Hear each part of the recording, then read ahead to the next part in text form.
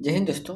अगर आप चाहते हैं कि आपको कम समय में कुछ ऐसा पढ़ें जहाँ से आपके एग्ज़ाम में डायरेक्ट क्वेश्चन मिले, तो ये जो रिवीजन क्लास हम लोग का चल रहा है उसको ज़रूर देख लेना। और ये आज का हमारा पार्ट 3 होने वाला है। तो जितने भी मैं रिवीजन क्लास 4 रिवीजन क्लास दूँगा, इन चारों रिवीजन क्लास को ज़रूर देख लेना, क्योंकि ये वही टॉपिक होंगे जहाँ से एग्ज़ामिनर डायरेक्ट क्वेश्चन उठाता है। और आपको पता है कि आजकल एग्ज़ामिनर डायरेक्ट मतलब क्या बोलते हैं कि रट्टा मार क्वेश्चन नहीं दे रहा है, बल्कि कॉन्सेप्चुअल बेस दे रहा है। ठीक है, तो हम लोग उन सभी टॉपिक को ना कॉन्सेप्ट के साथ पढ़ेंगे। ठीक है, तो चलिए हम लोग शुरुआत करते हैं, क्योंकि आपका बहुत कम टाइम है। ओनली 27 मई को आपका एग्ज़ाम है, तो आपके बहुत कम समय बचा है कि ताकि आपके कंधों पर सितारे चमके। ठीक है, तो चलिए शुरुआत करते हैं। देखिए, पहला टॉपिक है प्रमुख स्थानीय पौने। और ठीक है, और आपको मैं लिख के दे रहा हूँ कि यहाँ से एक क्वेश्चन जरूर रहेगा आपको। ठीक है, तो पवन का नाम क्या है? हरमट्टा। ठीक है, इसकी प्रकृति कैसी होती है? तो गर्म एवं शुष्क होता है। ये कहाँ एरिया में होता है? तो हम लोग को ये नहीं पूछता कि नेचर नहीं पूछता है। ठीक है, बिहार दुर्गम नेचर नहीं पूछता है, बल्कि पूछता है पवन का नाम और वो किस क्षेत्र से पूछता है। ठीक है, मिलान करने के लिए अभी आ जाता है। तो हरमट्टन किस क्षेत्र में? तो सहारा मरुस्थल अफ्रीका में। ठीक है, और इसे डॉक्टर पवन भी कहा जाता है। ठीक है, सिरोको, तो सिरोको गर्म एवं शुष्क होता है। और कहाँ से? सहारा से भूमध्य सागर। और ये क्या है? इटली में इसे क्या बोलते हैं? रक्त वर्षा के लिए जाना जाता है। ठीक है, चिनूक क्या है?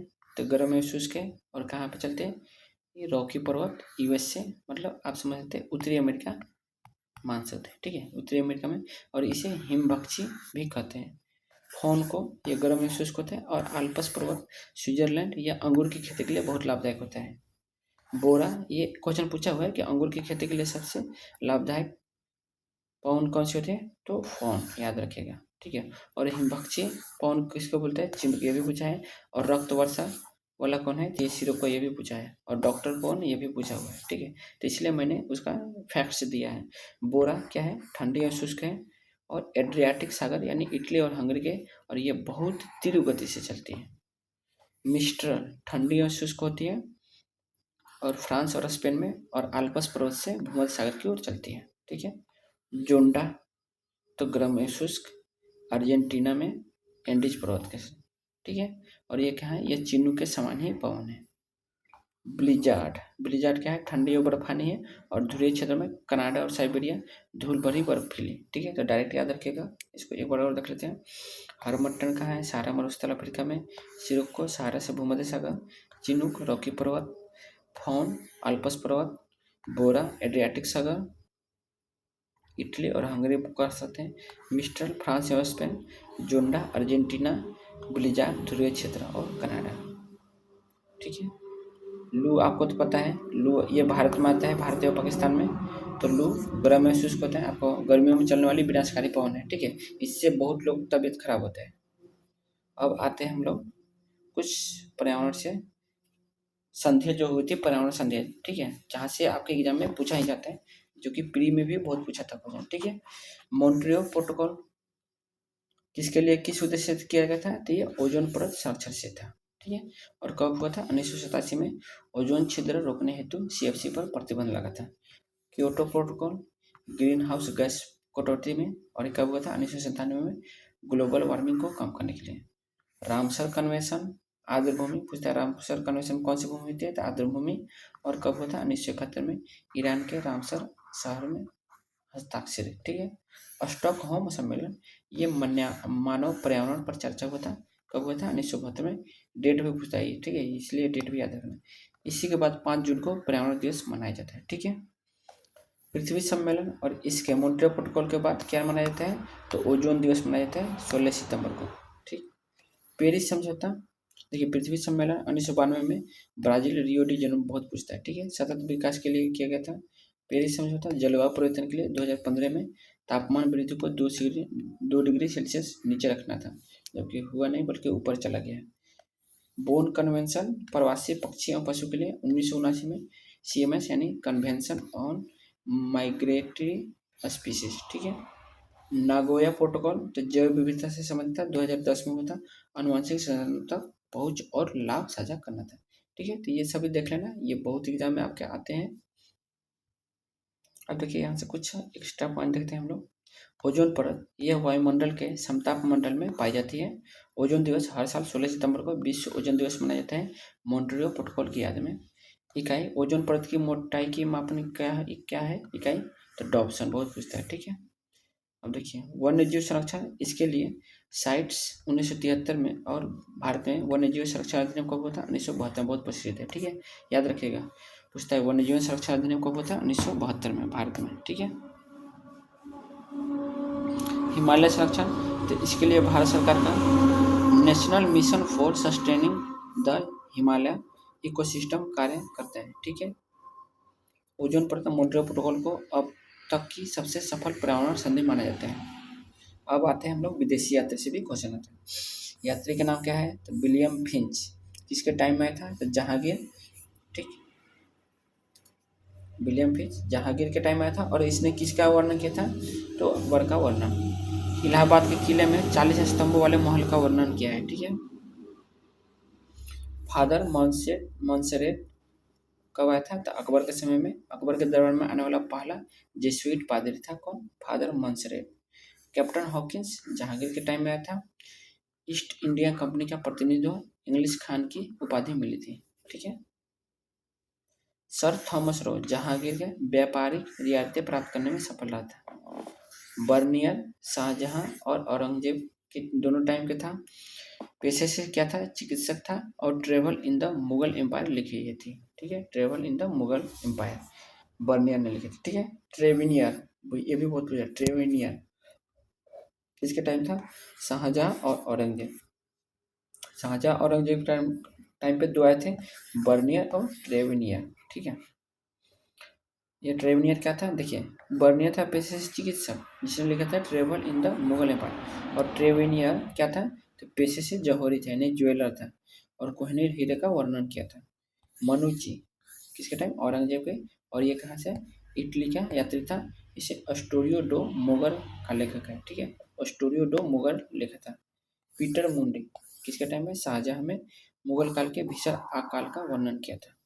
ठीक है, अब देखिए परीक्षा के लिए कुछ महत्वपूर्ण है कि इलाहाबाद का किला अकबर ने इसे 1583 में बनवाया था।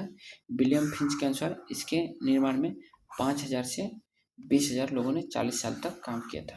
तो इलाहाबाद का किला। ठीक है, अनारकली की कथा, विलियम फिंच वह पहला विदेशी यात्री था जिसने अनारकली की दंत कथा का उल्लेख अपने वृत्तांत में किया है। ठीक, अब्दुल हमीद लाहौरी यह यात्री नहीं बल्कि शाहजहां का दरबारी इतिहासकार था जिसने पादशाहनामा लिखी थी। कुछ देगा, पादशाहनामा किसने लिखी, तो अब्दुल हमीद लाहौरी ने। ठीक है, अब आते हैं मनुची। इसने दारा सिकोह की सेना में तोपची के रूप में काम किया था, और बाद में औरंगजेब के समय का इतिहास लिखा था। ठीक, ट्रेवेनियर इसने भारत की 6 बार यात्रा की थी। यह अपने हीरो के व्यापारिक विवरण के लिए प्रसिद्ध है। विलियम फिंच इसके वृत्तांत अकबर और जहांगीर के समय की वास्तुकला और जन जीवन को समझने के लिए प्राथमिक स्रोत है। ठीक है, अब हम लोग बात करते हैं सौर ऊर्जा और महत्वपूर्ण तत्व का। ठीक है, सौर ऊर्जा की बात करें तो मुख्य तत्व क्या है सौर ऊर्जा का, तो सिलिकॉन अर्धचालक रूप में, इसलिए तो जो सोलर होता है ना, सोलर में पूछता है किसका यूज किया जाता है, तो सिलिकॉन। ठीक है, और सिलिकॉन क्या होता है, तो अर्ध उप धातु होता है। ठीक है, उप धातु होता है, और इसका अर्धचालक के रूप में काम करता है। ठीक है, प्रक्रिया तो फोटो वोलेटेलिक इफेक्ट के प्रभाव के कारण। ठीक है, इसकी क्या है प्रक्रिया, तो फोटो वोलेटेलिक प्रभाव। सौर सेल का समूह क्या है, तो सौर पैनल कहलाता है। ठीक है, सौर सेल का समूह क्या कहलाता है, सौर पैनल कहलाता है। अन्य तत्व कौन कौन है, तो गैलियम में है, जर्मेनियम का भी उपयोग किया जाता है। ठीक है, ऊर्जा रूपांतरण, तो सौर ऊर्जा से विद्युत ऊर्जा में। ठीक है, क्योंकि सोलर में क्या करता है, सोलर आप क्या करता है, सूर्य से लेता है एनर्जी, और उसको क्या करते हैं, आपका विद्युत देता है ना, तो इसलिए सौर ऊर्जा को विद्युत ऊर्जा में बदलता है। ठीक है, विद्युत ऊर्जा यानी डीसी करंट होता है। लाभ क्या है, तो प्रदूषण मुक्त नवीकरणीय ऊर्जा स्रोत। अब देखिए सूर्य तो जल्दी खत्म होने वाला नहीं है, यानी आपका ताप तो खत्म नहीं होगा, तो यह नवीकरणीय ऊर्जा जो खत्म नहीं हो।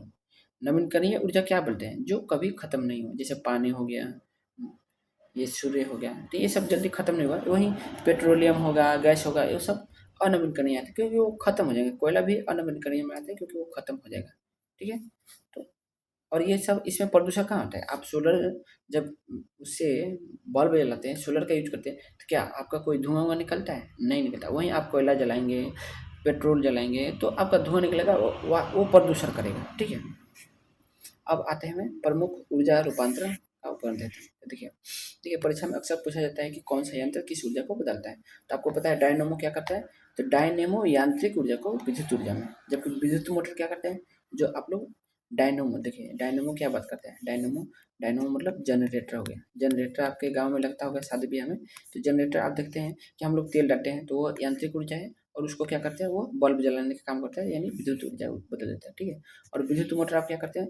जो आप लोग पानी पड़ता है, आप पानी डालते हैं खेतों पे या सब्जियों पे देते हैं, जो किस मोटर के हिसाब से, तो वही विद्युत मोटर बोला जाता है। और क्या करता है कि हम लोग उसको बिजली देते हैं और वो क्या करता है? पानी देता है। ठीक है, उसके माध्यम से, तो वही विद्युत ऊर्जा को क्या करता है? यांत्रिक ऊर्जा में बदलता है। विद्युत सेल क्या है? तो रासायनिक ऊर्जा को विद्युत ऊर्जा में। ठीक है, जो आपका बैटरी उटरी होता है। लाउड स्पीकर क्या करता है? तो विद्युत ऊर्जा को ध्वनि ऊर्जा में। ठीक, माइक्रोफोन क्या करते हैं? ध्वनि ऊर्जा को विद्युत ऊर्जा में करते हैं।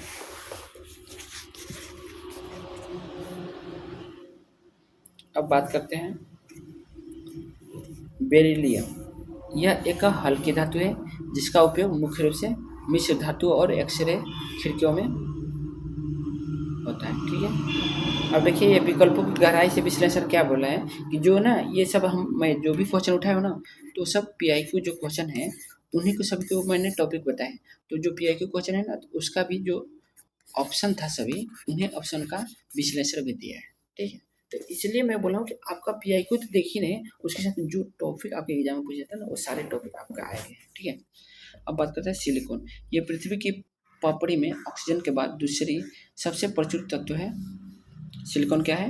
ये पृथ्वी की पपड़ी में ऑक्सीजन के बाद दूसरी सबसे प्रचुर तत्व है, और कंप्यूटर चिप्स में भी इसी का यूज होता है। ठीक है, टेंटेलम टेंटेलम इसका उपयोग उच्च क्षमता वाले कैपेसिटर और मोबाइल फ़ोन बनाने में होता है। देख रहे, मोबाइल फ़ोन में यूज कर इसका होता है तो टेंटेलम।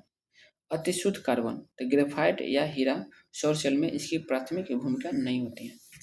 ठीक, क्योंकि अति शुद्ध कार्बन कौन कौन है? तो ग्रेफाइट और हीरा, क्योंकि इसको बोला जाता है कि कार्बन का अप्रूप कौन है? ग्रेफाइट और हीरा ही। ठीक है, सबसे शुद्ध होते हैं। अब बात करते हैं भारत छोड़ो आंदोलन से, क्योंकि आपको पता है कि भारत छोड़ो आंदोलन बहुत पूछा जाता है एग्जाम में, कब हुआ था? 1942 में। और बिहार का भी बात करते हैं क्योंकि बिहार के एग्जाम है। तो सारण में क्या होता है? तो अपराधी जिला घोषित किया गया था, और यहाँ का किसने था? तो जगलाल चौधरी थे। ठीक है, पटना में सचिवालय गोलीकांड हुआ था 11 अगस्त 1942 को, और 7 शहीद छात्र हुए थे। हजारीबाग जेल से भागकर आंदोलन का नेतृत्व किया था किसने? जयप्रकाश नारायण ने। मुंगेर, तो आंदोलन का मुख्य केंद्र, कई सरकारी भवनों पर कब्जा। ठीक है, सिवान, थाने पर झंडा फहराते हुए समय पुलिस की गोली से शहीद। ठीक है, फुलेना प्रसाद श्रीवास्तव। कटिहार, 13 वर्षीय ध्रुव कुमार की शहादत। ध्रुव कुमार, ठीक है, मतलब 13 वर्ष में, देख रहे 13 वर्ष में उसने शहादत दी थी, और आजकल के लड़के हैं।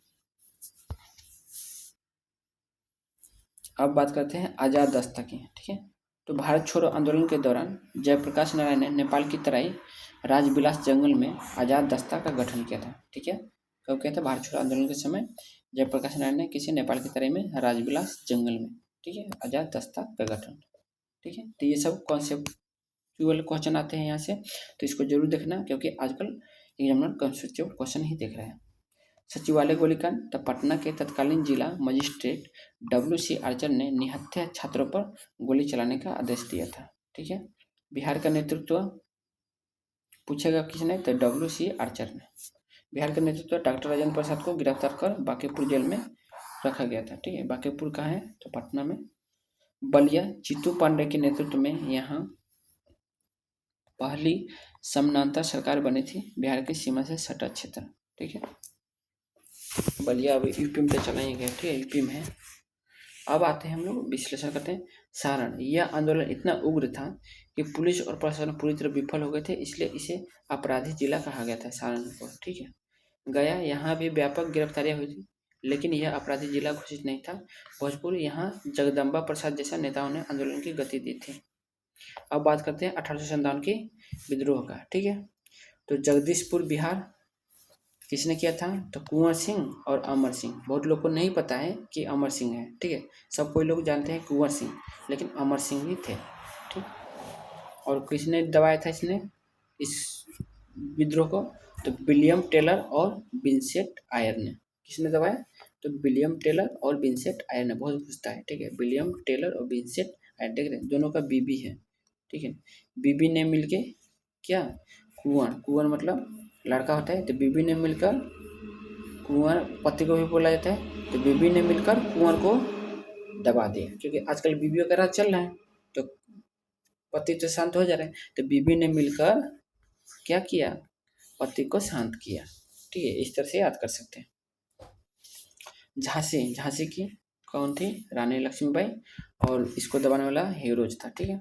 कानपुर में कौन थे? तो तात्या टोपे, नाना साहब और कैंपबेल ने किया था। लखनऊ में बेगम हजरत महल, इसने भी कैंपबेल किया था। ठीक।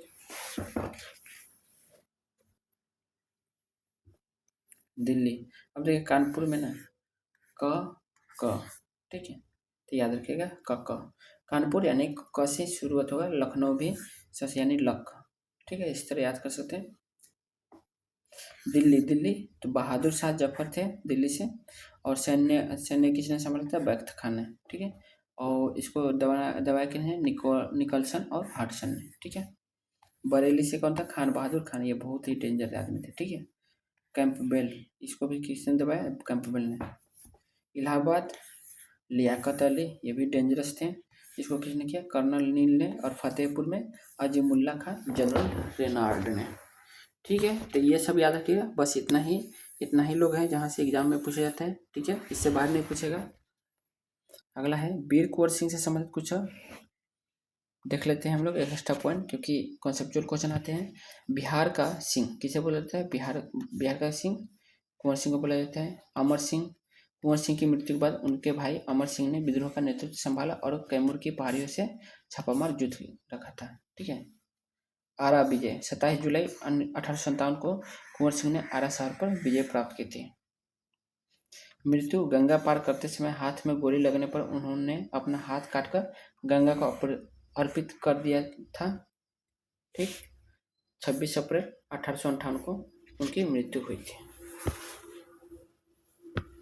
अब बात करते हैं ऑप्शन की। तो खान बहादुर, इन्होंने बरेली में विद्रोह का नेतृत्व किया था। बरेली से कौन था? खान बहादुर। अजीमुल्ला खान नाना साहब के सलाहकार थे और फतेहपुर से सक्रिय थे। फतेहपुर में कौन था? अजीमुल्ला खान। बख्त खान, ये दिल्ली के विद्रोही सेना के वास्तविक कमांडर थे। ठीक है।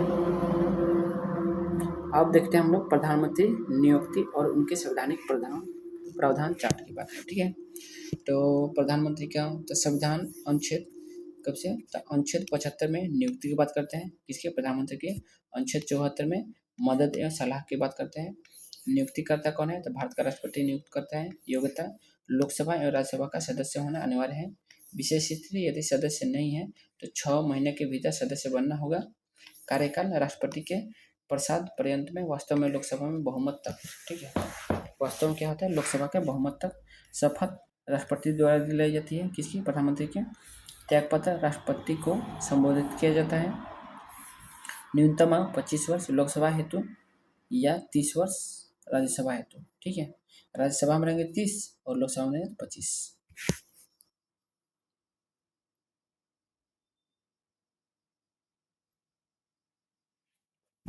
विवेकाधीन शक्ति, यदि किसी भी दल को स्पष्ट बहुमत न मिले तो राष्ट्रपति अपने विवेक का प्रयोग कर सबसे बड़े दल या गठबंधन के नेता को नियुक्त कर सकता है।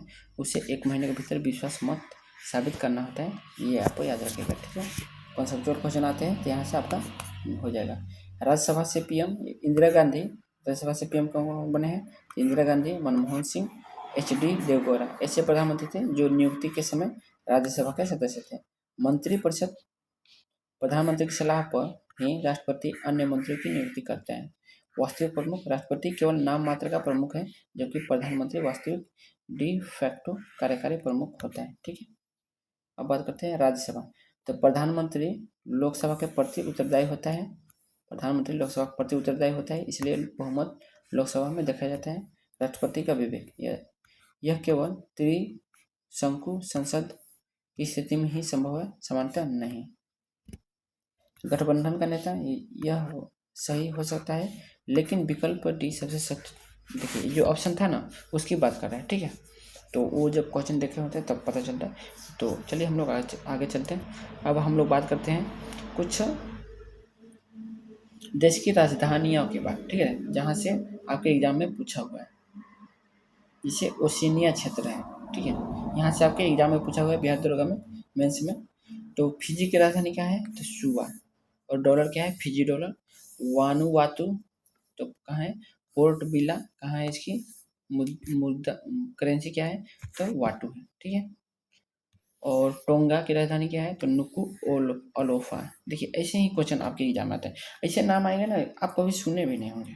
ठीक है, तो लड़का कंफ्यूज हो जाता है, इसलिए मैंने उन सभी ओशनिया क्षेत्र का जो भी आपके एग्जाम में पूछा जाता है, उन सभी को मैंने यहाँ पर रख दिया है, क्योंकि आपके एग्जाम में फिजी पूछा गया है और पापुआ न्यू गिनी, ये दोनों पूछा हुआ है। तो टोंगा का हो गया पंगा करेंसी। ठीक है, टोंगा मतलब पंगा। टुवालू का हो गया फुना फूटी, और इसका क्या है? डॉलर, ऑस्ट्रेलियाई डॉलर। पापुआ न्यू गिनी की है पोर्ट मोरेसी, और इसकी करेंसी है कीना। किरीबाती, किरीबाती मतलब किरीबाती की राजधानी तरावा, और उसकी करेंसी है ऑस्ट्रेलियाई डॉलर। नौरू, इसकी राजधानी क्या है? यारेन, अघोषित है। ठीक है, अभी घोषित नहीं है। तो और इसकी करेंसी क्या है? ऑस्ट्रेलियाई डॉलर। मार्शल द्वीप माजूरो, मार्शल द्वीप माजुलो, और इसका क्या है? यूएस डॉलर है। ठीक है, तो ये आप लोग देख लेना, ये आपको मैं एक बार देता हूँ, या आप लोग स्क्रीनशॉट ले सकते हैं। इसको एक बार जरूर देख लेना, क्योंकि यहाँ से क्वेश्चन आ जाते हैं। अब आते हैं हम लोग हड़प्पा सभ्यता के धातु एवं महत्वपूर्ण रिवीजन चार्ट देखते हैं। ठीक है, तो सभ्यता का प्रकार क्या है? कांस्ययुगीन है सभ्यता है। ठीक है, ज्ञात धातुएं कौन कौन सी है? तांबा, कांसा, सोना, चांदी, सीसा। लोहा नहीं था। ठीक है, बहुत बार पूछता है कि लोहा का था कि नहीं, कुछ जैसे कॉन्सेप्चुअल क्वेश्चन दे देगा, उसमें लोहा का भी दे देगा, तो लोहा वाला जिसमें आ जाएगा वो गलत हो जाएगा। ठीक है, अज्ञात धातु तो लोहा था, पूर्णतः अपरिचित थे। मिश्र धातु कौन थे? तो तांबा और तीन था, इसलिए इसे कांसा बोलते हैं। ठीक है, कांसा का किसमें कांसा में क्या क्या होता है? तांबा और टीन होता है, इसलिए। ठीक है, अज्ञात पशु कौन था? तो घोड़ा। संदेह हास्पद अवशेष है और शेर है। ठीक है, तो अज्ञात कौन कौन है? शेर नहीं था और घोड़ा नहीं था। ठीक है, देखिए घोड़ा में थोड़ा संदेह है। प्रमुख व्यवसाय तो व्यापार और कृषि से। ठीक है, व्यापार और, क्योंकि आपने देखा होगा, जो आपने मोहनजोदारो मूवी जो होगा आया था, मोहनजोदारो में देखा होगा कि उसमें लोग क्या करते थे? व्यापार मुख्य रूप से कर रहे हैं और कृषि भी करते हैं, क्योंकि कच्चे माल उगाते थे। ठीक है, तो कृषि और व्यापार दोनों करते हैं। ठीक है, और इनकी लेखन कला क्या थी? तो भाव चित्रात्मक थे। ठीक है, अभी तक जो पढ़ी नहीं गई, तो ये आप लोग देख लेना, यहाँ से भी क्वेश्चन कई बार पूछा हुआ है। ठीक है, अब देखिए परीक्षा के लिए कुछ महत्वपूर्ण टॉपिक देखते हैं हम लोग। एक्स्ट्रा पॉइंट, तांबा, यह हड़प्पा वासियों द्वारा उपयोग की जाने वाली पहली धातु थी। वे इसे राजस्थान के खेतरी खानों से प्राप्त करते थे। यह हड़प्पा वासियों द्वारा उपयोग की जाने वाली पहली धातु थी। ठीक है, तांबा क्या था?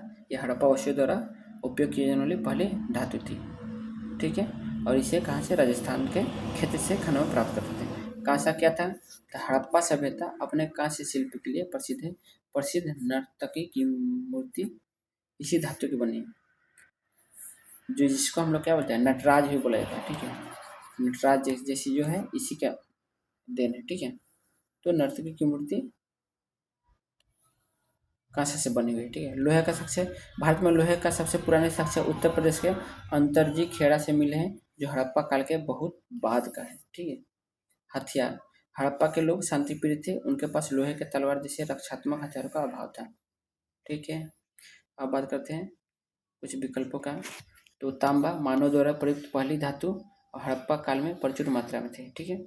कांसा टीन और तांबे को मिलाकर बनाया गया जो इस युग की पहचान थी। सोना दक्षिण भारत कोलार से, और कोलार मूवी आप केजीएफ में देखे होंगे, केजीएफ में जो है ना तो वही कोलार का है। ठीक है। और अफगानिस्तान से मंगाया जाता था क्या, सोना। ठीक है। आभूषणों में प्रयोग होता था। लोहे, इसका उपयोग वैदिक काल की विशेषता है, हड़प्पा की नहीं। ठीक है। लोहा का उपयोग कब हुआ था, तो वैदिक काल में हुआ था। ठीक है। अब बात करते हैं कुछ महत्वपूर्ण अंतर्राष्ट्रीय संगठन की जहाँ से आपके एग्जाम में पूछा जाता है। ठीक है। अब बात करते हैं FAO यानी खाद्य एवं कृषि। ठीक है। खाद्य एवं कृषि से तो 1945 में स्थापना हुई थी। ये भी आपके बिहार द्वारा में पूछा हुआ है, और इसका मुख्यालय कहाँ है, रोम इटली में है। और भूखमरी मिटाना और कृषि विकास करना इसका मुख्य उद्देश्य था। यूएन संयुक्त राष्ट्र कब हुआ था, 1945 में। न्यूयॉर्क कब हुआ था, ये द्वितीय युद्ध के बाद हुआ था। विश्व शांति और सुरक्षा के लिए किया गया था। WHO विश्व स्वास्थ्य 1948 में किया गया, और इसका मुख्यालय कहाँ है, तो जेनेवा स्विट्जरलैंड में, और वैश्विक सार्वजनिक स्वास्थ्य के लिए किया गया। ठीक है। ILO यानी अंतर्राष्ट्रीय श्रम 1919 में किया गया था, तो जेनेवा स्विट्जरलैंड इसका भी है, और श्रमिकों के अधिकारों की रक्षा के लिए। यूनेस्को 1945 में, ये पेरिस में, फ्रांस में बहुत पूछा जाता है, याद रखिएगा। यूनेस्को का कहाँ है, देखिए यूनेस्को है आपका पेरिस में, इसका मुख्यालय। ठीक है। यूनेस्को का है पेरिस में, लेकिन वहीं आता है यूनिसेफ भी आता है, तो आपका वाशिंगटन DC यानी न्यूयॉर्क यानी अमेरिका में हो जाता है। ठीक है। तो याद रखिएगा, यूनिसेफ आ जाएगा तो अमेरिका हो जाएगा, और यूनेस्को कहाँ हो जाएगा, पेरिस फ्रांस हो जाएगा। और ये किसके लिए किया गया था, तो शिक्षा विज्ञान और संस्कृति के विकास के लिए। और कब हुआ था, 1945 में। देखिए 1945 वाला बहुत पूछता है। 1945 में 2-3 हो किया गया। ठीक है। याद रखिएगा, 1945 में यूनेस्को, 1945 में FAO, 1945 में UN। ठीक है। और WHO भी पूछा जाता है 1948 में। ठीक। और ये IMF मुद्रा कोष भी 1944 में जो था, ये पूछा जाता है वाशिंगटन DC में, इसका मुख्यालय है, और वैश्विक मौद्रिक सहयोग के लिए। वर्ल्ड बैंक का है 1944 में, वाशिंगटन DC ही है, और विकासशील देशों को ऋण देना। ठीक है। जैसे भारत को ऋण देता है, यहाँ से बहुत सारा ऋण यहाँ को मिला हुआ है, और इसलिए तो पूरा इंडिया कर्जा में है, बहुत सारा कर्जा है, और वो पैसा कौन लूटा है आपको पता ही है।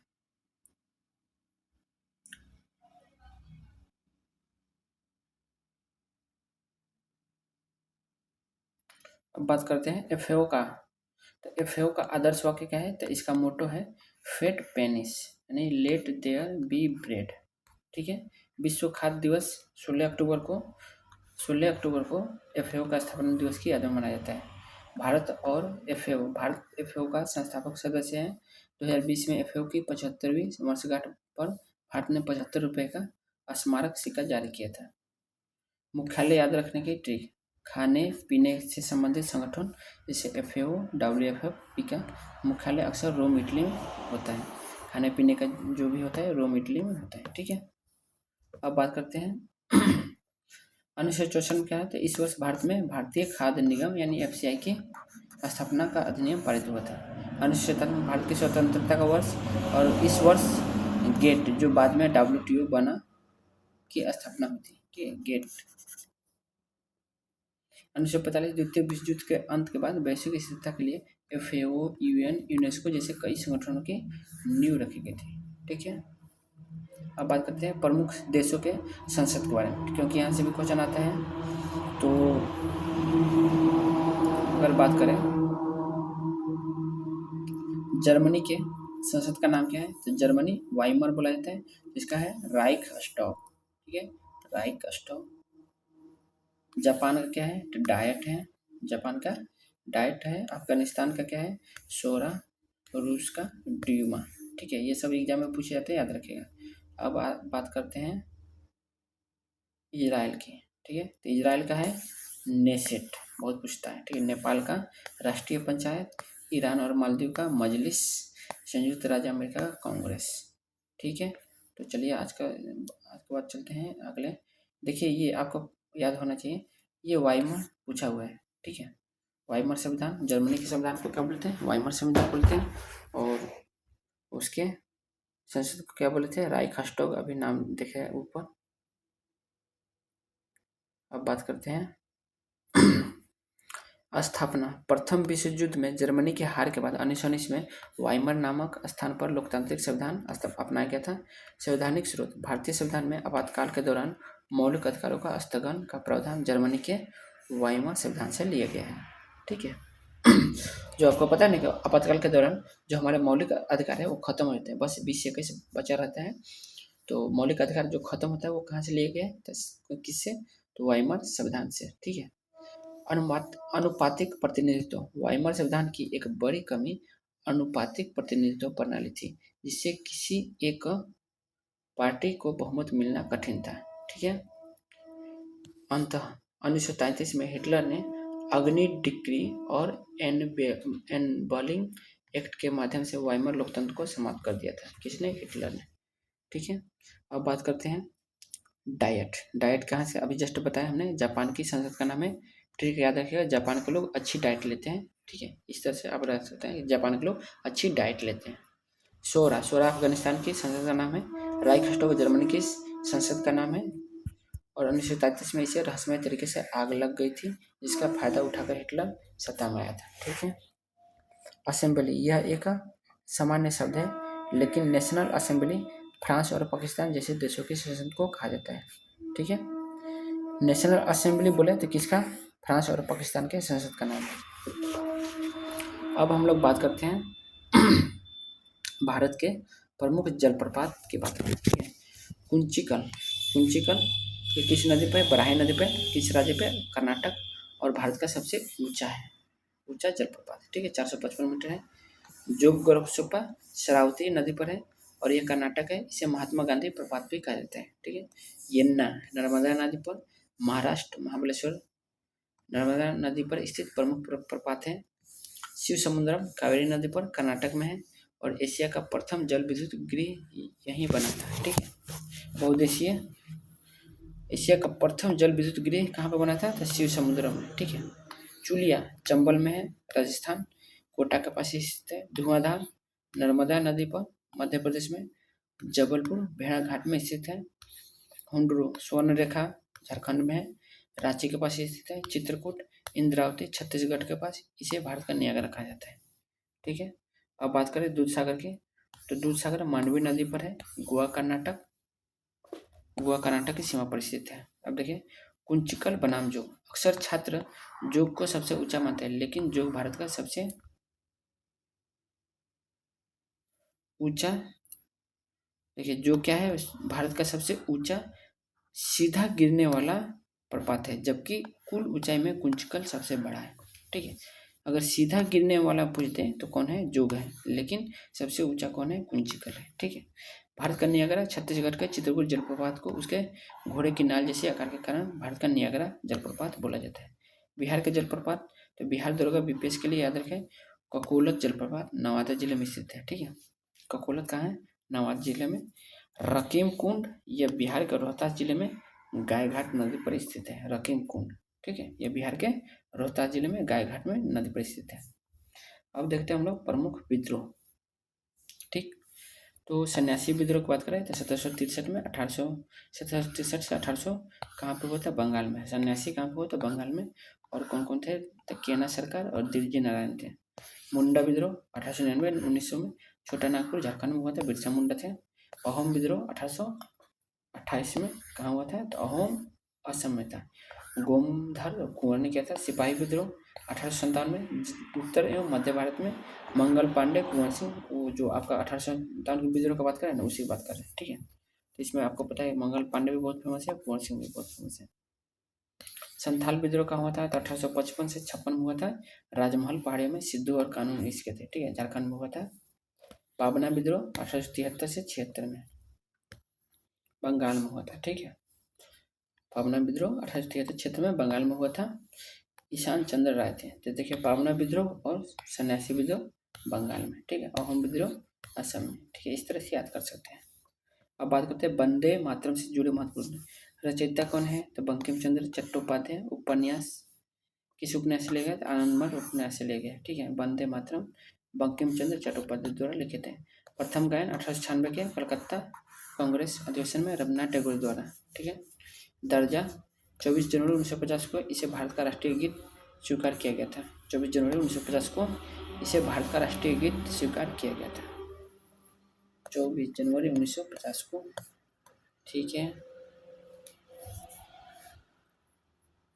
अब बात करते हैं इसका अंग्रेजी अनुवाद। सर्वप्रथम किसने किया था? तो अरबिंदो घोष ने किया था। ठीक है, स्वदेशी आंदोलन। तो 1905 के स्वदेशी आंदोलन के दौरान यह गीत भारतीय राष्ट्रवाद का मुख्य नारा बना था। वंदे मातरम, वंदे मातरम सुजलाम सफलाम जो है ना, वही। अब बात करते हैं हम लोग सार्क का। ठीक है, सार्क आपको पता है एक संगठन है। इसका पूरा नाम क्या है? तो south Asia association for regional cooperation. ठीक है, और स्थापना को हुआ था 8 दिसंबर 1985 को। 8 दिसंबर 1985 को हुआ था। कहाँ पे? सबसे पहले ढाका में हुआ था। ठीक है, जो स्थापना होता है ढाका में, बांग्लादेश में हुआ था। मुख्यालय अब कहाँ है? तो काठमांडू में है। ठीक है, नेपाल। कुल सदस्य कितने? 8 है। कौन कौन? भारत है, पाकिस्तान है, अफगानिस्तान है, बांग्लादेश है, नेपाल है, भूटान है, श्रीलंका है और मालदीव है। ठीक है, अंतिम सदस्य कौन बना है? तो अफगानिस्तान 2007 में जुड़ा था। प्रथम शिखर सम्मेलन कब होता है? ढाका, बांग्लादेश, 1985 में। उद्देश्य क्या था? दक्षिण एशिया में आर्थिक एवं क्षेत्रीय सहयोग करना। अब बात करते हैं प्रमुख जातीय एवं क्षेत्रीय त्योहार के बारे में। ठीक है, तो भगोरिया मध्य प्रदेश में, भील एवं भिलाला जनजाति, भील एवं भिलाला जनजाति। हॉर्नबिल नागालैंड, इसे त्योहारों का त्योहार कहते हैं। बिहू असम है, वर्ष में 3 बार, भोगाली, रोंगाली और कंगाली।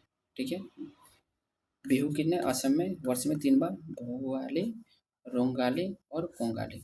ठीक है, सरहुल की बात करते हैं तो झारखंड है।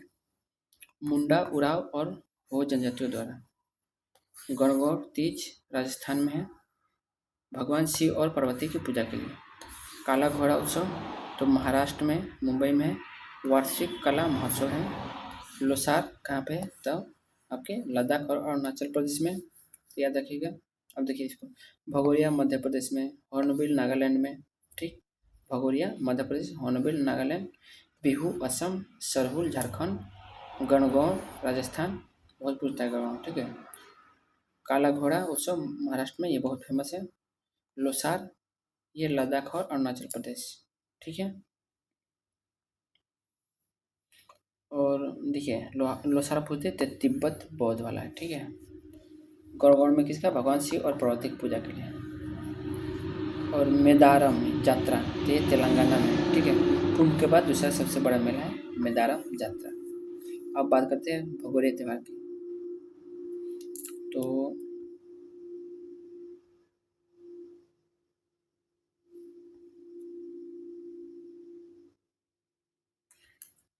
भगोरिया त्यौहार की बात करें तो समय कब होता है? तो ये त्यौहार होली के 7 दिन पहले शुरू होता है।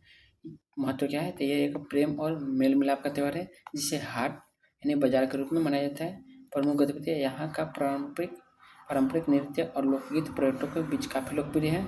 भील जनजाति यह भारत की सबसे बड़ी जनजाति समूह में से एक है, जो मध्य प्रदेश के अलावा राजस्थान और गुजरात में भी फैली हुई है। ठीक है, बात करें इसके विकल्पों की तो असम यह एक सबसे प्रसिद्ध त्यौहार है, बिहू और अम्बुबाची मेला। और अम्बुबाची को कामाख्या मंदिर के पास मनाया जाता है। ठीक है, महाराष्ट्र यहाँ गुड़ी पड़वा बहुत फेमस है, नव वर्ष के रूप में मनाते हैं। और गणेश चतुर्थी सबसे लोकप्रिय है। नागालैंड यहाँ दिसंबर में मनाया जाने वाला हॉर्नबिल महोत्सव परीक्षाओं का पसंदीदा प्रश्न है। ठीक है, मध्य प्रदेश खजुराहो नृत्य महोत्सव और तानसेन समारोह भी इस राज्य से संबंधित है। ठीक है, अब देखिए हम लोग विज्ञान के कुछ नियमों की बात करते हैं। बॉयल का नियम, तो इसमें स्थिर क्या रहता है? तापमान। ठीक है, तो अगर बात करते हैं हम लोग संबंध की तो P बराबर क्या होता है? 1/V होता है। और P1 V1 बराबर P2 V2। अगर इसको बात करें तो P1 बटा P2 बराबर क्या आता है? V2/V1। ठीक है, तो ये बहुत कुछ रहता है फॉर्मूला। ठीक है, चार्ल्स का नियम क्या कहता है? तो इसमें स्थिर क्या होता है? दाब होता है। और ये सीधा संबंध किसका होता है? तो V का T से। और इसमें V1/T1 बराबर V2/T2। ठीक है। अब बताइए गेल-लुसाक का नियम, तो आयतन इसमें स्थिर रहता है और P T से सीधे संबंधित था। P1/T1 बराबर P2/T2, ये सब देख लीजिएगा। एवोगाड्रो का नियम, P और T दोनों V और N क्या होता है, एक मोल होता है और इसका सूत्र नहीं होता है। V क्या होता है, N के मोल के बराबर होता है, समानुपाती होता है। ठीक है, ये आपका जो है समानुपाती का निशान है।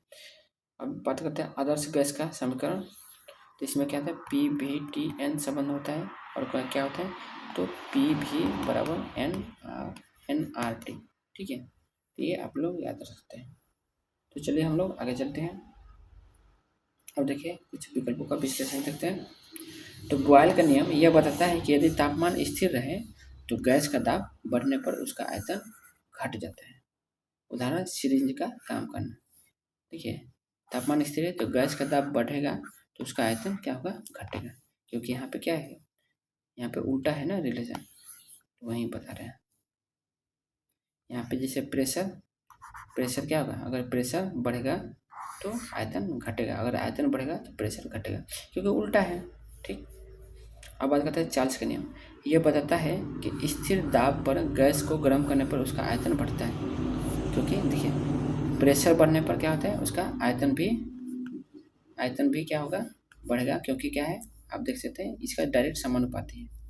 ठीक है, V और T का दाब बढ़ाने पर उसका आयतन घट जाएगा। ये तो पहले है। उसका है कि अगर दाब स्थिर रहे तो गैस को गर्म करने पर उसका आयतन बढ़ता है, यानी समय के साथ बढ़ता है। ठीक है, क्योंकि अगर टेम्परेचर बढ़ाएंगे तो आयतन भी क्या होगा, बढ़ेगा। क्योंकि आप देख सकते हैं यहाँ पे V का T का। ठीक है। अब बात करते हैं गेल-लुसाक का नियम। तो गेल-लुसाक का नियम ये बताता है कि स्थिर आयतन पर तापमान बढ़ने पर दाब बढ़ता है। जैसे यहाँ पे क्या है कि अगर आयतन स्थिर है तो जो प्रेशर बढ़ाते हैं तो तापमान भी क्या होता है, टेम्परेचर भी बढ़ता है। ठीक है, क्योंकि समानुपाती है डायरेक्ट। उदाहरण के लिए क्या कर सकते हैं आपका, जैसे चार्ल्स का नियम उदाहरण के लिए गर्म हवा के गुब्बारे था, और गेल-लुसाक में क्या था, उदाहरण प्रेशर कुकर की बात कर रहे हैं। ठीक है। फैराडे का नियम, इनके दो मुख्य क्षेत्र हैं, विद्युत रसायन और भौतिक। इनका गैसों के भौतिक गुणों को से कोई सीधा संबंध नहीं है। अब बात करते हैं परीक्षा के लिए। डाल्टन का आंशिक दाब का नियम, गैस के मिश्रण का कुल दाब प्रत्येक गैस के आंशिक दाब के योग के बराबर होता है। डाल्टन का आंशिक दाब का नियम बहुत पूछता है। ठीक है, कि गैस के मिश्रण का कुल दाब प्रत्येक गैस के आंशिक दाब के योग के बराबर होता है।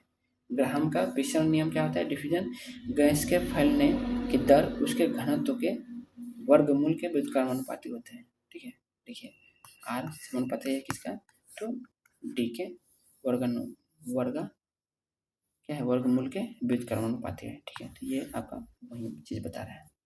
परम शून्यता तो -273.15 सेल्सियस को कहते हैं, जहाँ गैसों का आयतन सैद्धांतिक रूप से शून्य हो जाता है। ठीक है। अब हम लोग बात करते हैं भारतीय राष्ट्रीय कांग्रेस की। तो स्थापना कब हुआ था, तो 28 दिसंबर 1885। देखिए केवल 1885 में याद मत कीजिएगा, 28 दिसंबर याद कीजिएगा। ठीक है, मतलब याद रखिएगा कि 1886 में होने वाला था, बस उसके 2-3 दिन पहले हुआ था। ठीक है, 1886 क्या, 1 जनवरी 1886 के जस्ट 3 दिन पहले हुआ था, यानी 28 दिसंबर 1885। स्थान कहाँ हुआ था, तो गोकुल दास तेजपाल संस्कृत कॉलेज बॉम्बे में हुआ था। संस्थापक कौन थे, तो A.O. ह्यूम थे। प्रथम अध्यक्ष व्योमेश चंद्र बनर्जी थे। तत्कालीन वायसराय कौन थे, तो लॉर्ड डफरिन थे उस टाइम। प्रथम मुस्लिम अध्यक्ष कौन बोला जाए, तो बदरुद्दीन तैयब जी 1887 में, ये तीसरा अधिवेशन था। ठीक। प्रथम अंग्रेज अध्यक्ष जॉर्ज यूले 1888, ये चौथा अधिवेशन था, इलाहाबाद में हुआ था। ठीक। प्रथम महिला अध्यक्ष कौन थी, तो एनी बेसेंट 1917 में। ठीक है। अगर बात करते हैं कि प्रथम भारतीय महिला, तो प्रथम भारतीय महिला सरोजिनी नायडू 1925 में कानपुर में हुआ था। ठीक है। अब बात करते हैं विकल्पों की। तो लॉर्ड हार्डिंग, इनके समय 1911 में दिल्ली दरबार, लॉर्ड हार्डिंग द्वितीय। ठीक है, इनके समय 1911 में दिल्ली दरबार लगा था। बंगाल विभाजन रद्द हुआ था उस समय। ठीक है। भारत की राजधानी कलकत्ता से क्या की गई, दिल्ली स्थानांतरित हुई थी। लॉर्ड कैनिंग, ये भारत के प्रथम वायसराय 1858 और अंतिम गवर्नर जनरल थे इनके समय 1857 का विद्रोह हुआ था। लॉर्ड कर्जन इनके समय 1905 में बंगाल का विभाजन हुआ था। इन्हें सबसे अलोकप्रिय वायसराय माना जाता है। परीक्षा के लिए महत्वपूर्ण टॉपिक क्या है?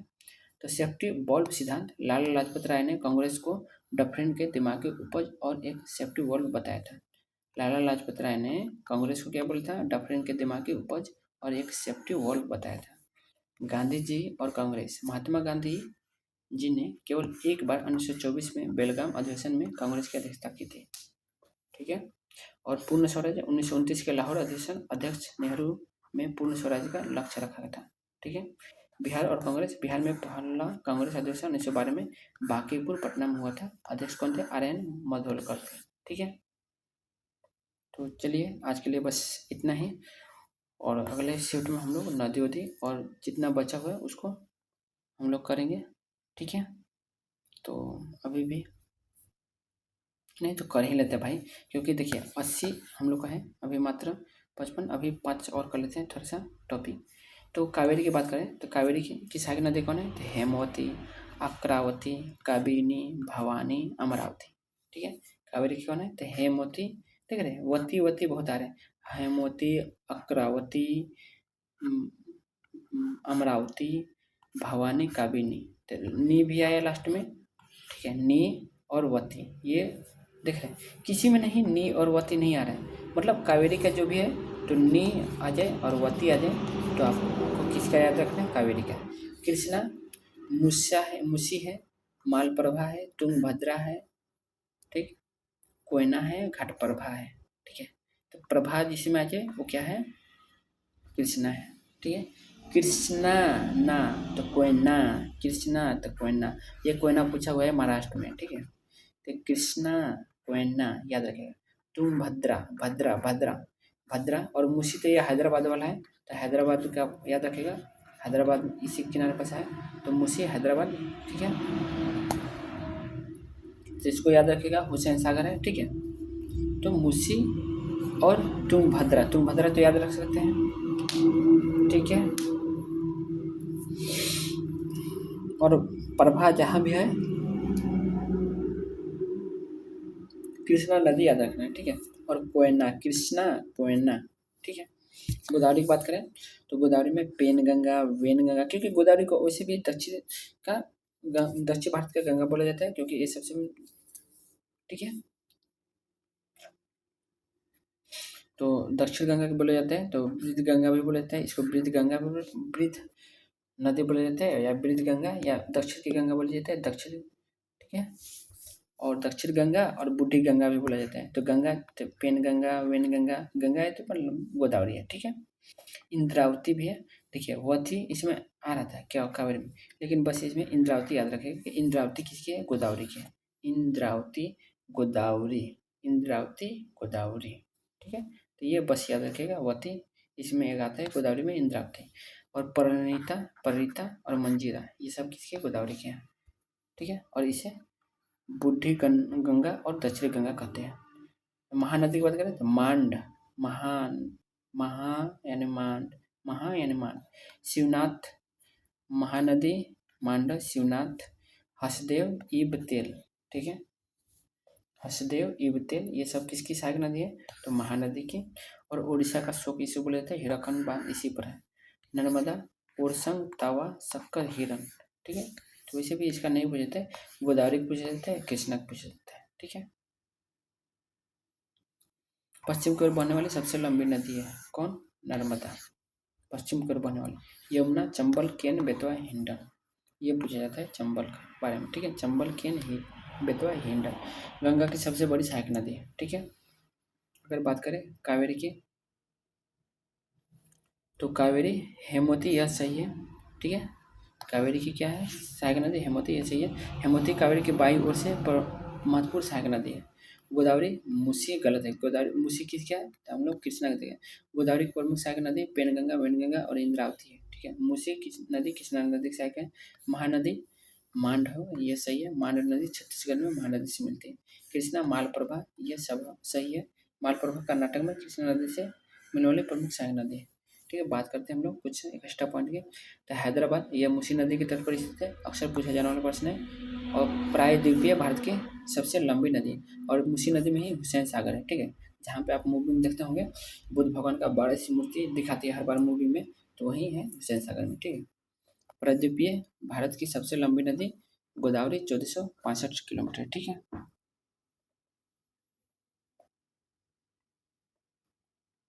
नदी संगम अलकनंदा और भागीरथी का संगम देवप्रयाग में होता है।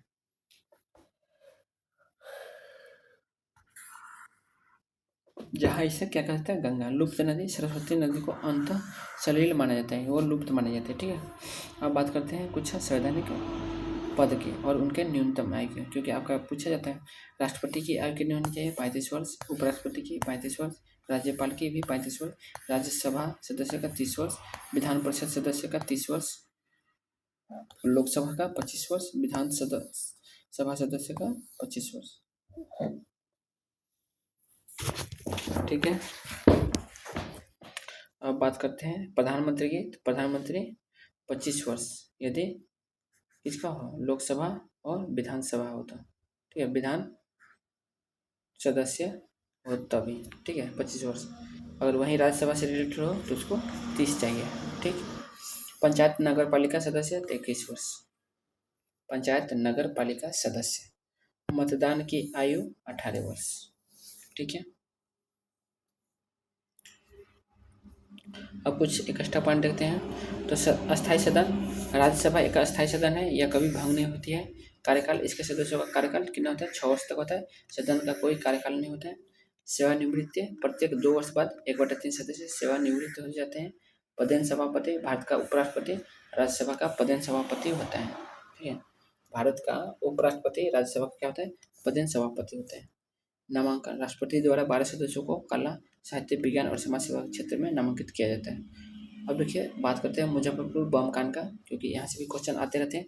आपके एईडी में बहुत सारे क्वेश्चन, जो भी मैंने टॉपिक कराया ना उसमें बहुत सारे क्वेश्चन आपके एईडी में आए थे। ठीक है, इस बार जो 20 से 21 आपका 14, 15 और 17, 18 को हुआ था, जो कि कैंसिल भी हो गया। बात करते हैं मुजफ्फरपुर बम कांड का मुख्य कार्यकारी कौन थे, तो खुदीराम बोस और प्रफुल्ल चाकी थे। लक्ष्य क्या था, जज किंग्सफोर्ड को खत्म करना था। ठीक है, मुजफ्फरपुर में परिणाम क्या हुआ, तो बम गलती से कैनेडी की पत्नी और पुत्री की बग्गी पर गिरा। ठीक है, क्योंकि उसमें इन लोगों को पता था कि किंग्सफोर्ड होगा, लेकिन वो था नहीं। ठीक है, प्रफुल्ल चाकी गिरफ्तारी से बचने के लिए स्वयं को गोली मार ली। खुदीराम बोस पकड़े गए और 11 अगस्त 1960 को फांसी दी गई थी। ठीक है, और ये सबसे यही बात है। ठीक है ना, बस मतलब बचपन में ही उनके मतलब अभी उनका खेलने कूदने का उम्र था, फिर वो लोग उनको फांसी दे दी गई। ठीक है, महत्व खुदीराम बोस फांसी पाने वाले सबसे कम उम्र के क्रांतिकारी थे। ठीक है, अब बात करते हैं, देखिए सावरकर, बी.डी. सावरकर, इन्होंने 1904 में अभिनव भारत नामक गुप्त संस्था बनाई थी। इनका संबंध नासिक षड्यंत्र केस से था। ठीक है, अजीत सिंह, अजीत सिंह ये भगत सिंह के चाचा थे, और इन्होंने पंजाब में अंजुमन ए मोहिबान ए वतन संस्था बनाई और पगड़ी संभाल जट्टा आंदोलन को नेतृत्व किया था। अजीत सिंह ये भगत सिंह के चाचा थे, और इन्होंने अजीत सिंह किसके थे, तो भगत सिंह के चाचा थे, और इन्होंने पंजाब में अंजुमन ए मोहिबान ए वतन संस्था बनाई थी और पगड़ी संभाल जट्टा आंदोलन का नेतृत्व किया था। बिपिन चंद्रपाल ये लाल बाल पाल तिगरी के सदस्य थे और गरम दल के प्रमुख वैचारिक नेता माने जाते हैं। अब एक्स्ट्रा पॉइंट देखते हैं। तो किंग्सफोर्ड ये पहले कलकत्ता का प्रेसिडेंसी मजिस्ट्रेट था, जहाँ इसने क्रांतिकारियों को कठोर सजाएं दी थी। ठीक है, इसलिए उसको मारना चाहते थे। मुजफ्फरपुर का महत्व, यह घटना बिहार में क्रांतिकारी आंदोलन की पहली बड़ी चिंगारी थी। अलीपुर षड्यंत्र केस, मुजफ्फरपुर बम कांड के बाद ही पुलिस ने मानिकतला यानी कलकत्ता में छापा मारा, जिससे अरविंदो घोष और बरिंद्र घोष की गिरफ्तारी हुई। किंग्सफोर्ड की किस्मत, वह इस हमले में बच गया था, क्योंकि वह उस समय उस बग्घे में नहीं था, नहीं तो वो भी खत्म हो जाता। ठीक है, बात करते हैं प्रकाश का प्रवर्तन के और के। तो नियम क्या है, नियम 2 नियम होते हैं प्रकाश का प्रवर्तन। पहला नियम है आपतन कोण परावर्तन कोण के बराबर होना चाहिए। नियम दूसरा क्या है, तो आपतित किरण परावर्तित किरण अवलंब तीनों एक ही तल पर होते हैं। ठीक है, सत्यता, तो सभी परावर्तक सतह समतल अवतल उत्तल के लिए मान्य है। ठीक है, नियमित परावर्तन चिकनी सतह से प्रतिबिंब स्पष्ट बनता है। विस्तृत परिवर्तन तो खुरदरी सतह से नियम यहाँ भी लागू होता है और किरणें बिखर जाती हैं। महत्वपूर्ण तथ्य, दर्पण के प्रत्येक बिंदु पर स्थानीय अभिलंब के साथ आई यानी आई क्या होता है, आपतन कोण होता है, और आर होता है यानी आप परावर्तन कोण होता है, यानी आई बराबर आर होता है। ठीक है। विकल्पों का गहरा विश्लेषण। तो समतल पृष्ठ, यहाँ परावर्तन सबसे सरल दिखता है क्योंकि अवलंब हर जगह समांतर होती है। अवतल पृष्ठ, तो गोलीय होने के बावजूद जिस बिंदु पर किरणें गिरती है वहाँ के स्पर्श रेखा के लंबवतः आई बराबर आर का पालन करते हैं। ठीक है। उत्तल पृष्ठ, यहाँ भी परावर्तन के नियम पूरी तरह प्रभावी होते हैं जिससे किरणें बाहर की ओर फैलती है। ठीक है। अब बात करते हैं एक्स्ट्रा पॉइंट में। तो लंबवत आपतन, यदि प्रकाश की किरण सतह पर 90 डिग्री गिरती है तो आपतन कोण 0 डिग्री होता है और उसी पथ पर वापस लौट जाती है। विचलन कोण, समतल दर्पण के लिए विचलन कोण क्या होता है, तो विचलन कोण बराबर होता है 180 माइनस 2i होता है। ठीक है। प्रतिबिंब की संख्या, यदि दो समतल पृष्ठ थीटा डिग्री पर झुके हों तो प्रतिबिंब की संख्या क्या होगी, प्रतिबिंब की संख्या कितनी होगी, 360 बटा थीटा माइनस 1, यदि संख्या सम आए तब। ठीक है। यदि ठीक है, यदि दो समतल दर्पण थीटा कोण पर झुके हो तो प्रतिबिंब की संख्या n होगी, यदि 360 बटा थीटा माइनस 1, यदि संख्या सम आए तो तब जाके 1 घटाना है। ठीक है। समतल दर्पण के फोकस दूरी यदि अनंत पर होती है तो इसकी क्षमता शून्य होती है।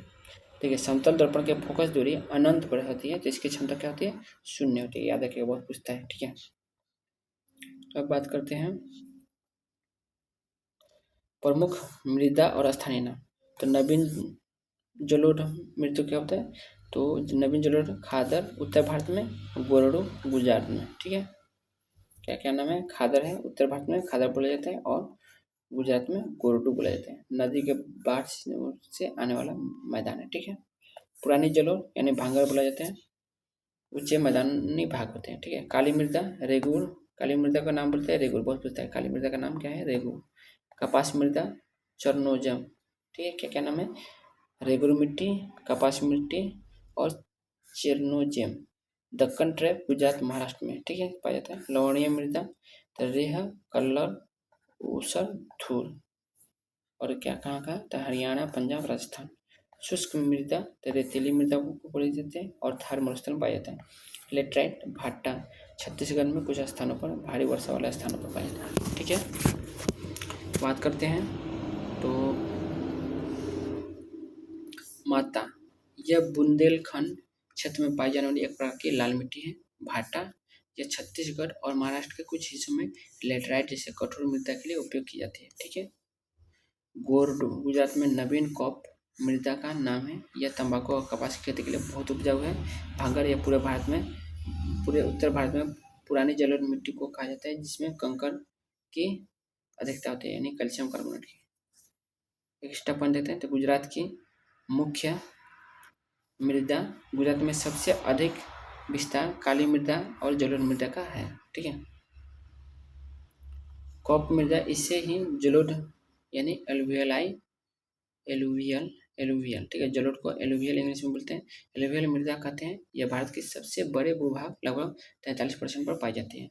मृदा स्वास्थ्य कार्ड योजना, इसकी शुरुआत 19 फरवरी 2015 को राजस्थान के सूरतगढ़ से हुई थी। भट्टा मृदा की विशेषता, इसमें कंकड़ अधिक होते हैं, यह जल धारण करने में कम सक्षम होते हैं। ठीक है। तो ये सब हम लोग इतना तक देखें। अगले क्लास में हम लोग महाजनपद से शुरुआत करेंगे। तो आज का क्लास आपको कैसा लगा कमेंट जरूर करना और लाइक सब्सक्राइब कर लेना। ठीक है। तो आज के लिए बस इतना ही। बहुत बहुत धन्यवाद। Thank you.